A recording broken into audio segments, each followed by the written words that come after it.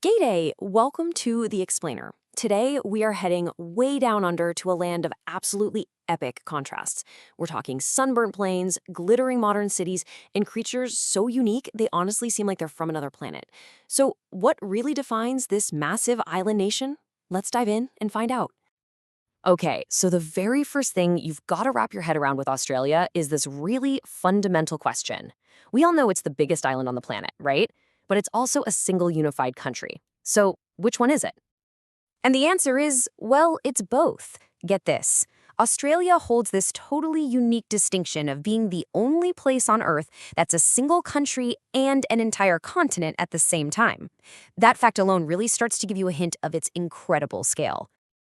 All right, let's get our bearings with some quick facts. The official name is the Commonwealth of Australia. It's home to nearly 27 million people. But just look at that area. It's the sixth largest country in the world. And here's a great bit of trivia for you. The capital isn't Sydney or Melbourne, the cities you always hear about. Nope, it's a purpose-built city called Canberra. That massive size naturally brings us to its geography. So let's explore the physical identity of this incredible island continent.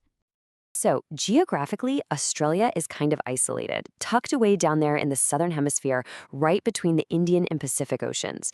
This gives it an absolutely staggering coastline. We're talking over 25,000 kilometers.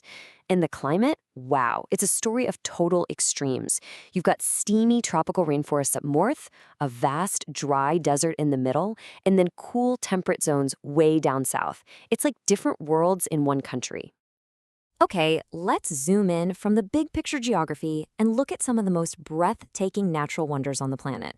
I mean, this is where you really get a feel for Australia's wild heart. And nothing captures the country's incredible contrasts better than this. On one side, you have the Great Barrier Reef, this vibrant, teeming underwater world that's so enormous you can actually see it from space.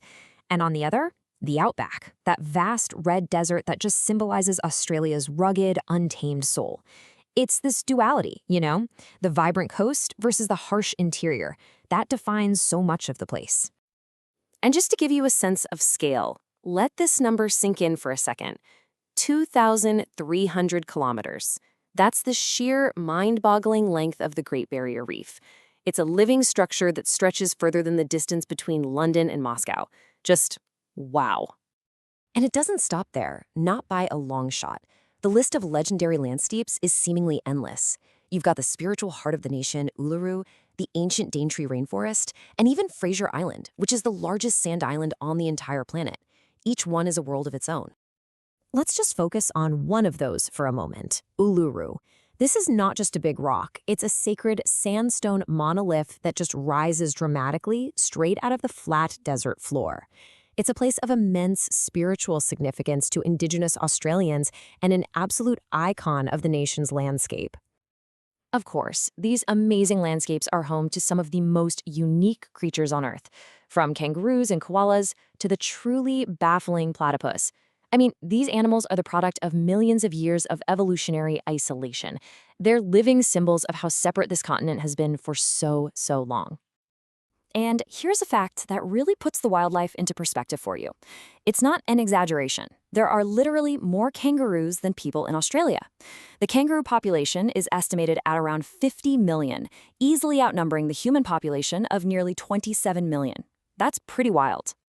All right, so now let's zoom in from those wide open spaces and head for the coastlines, because that's where most Australians have built their modern, bustling lives. This is where you'll find the nation's vibrant cities.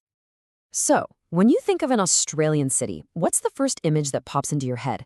For most people around the world, it's got to be these two marvels: the beautiful, sail-like curves of the Sydney Opera House and the mighty arch of the Harbour Bridge. They aren't just landmarks, they are global symbols of modern Australia. So what do people do in these cities? Well, they get obsessed with sports. Seriously.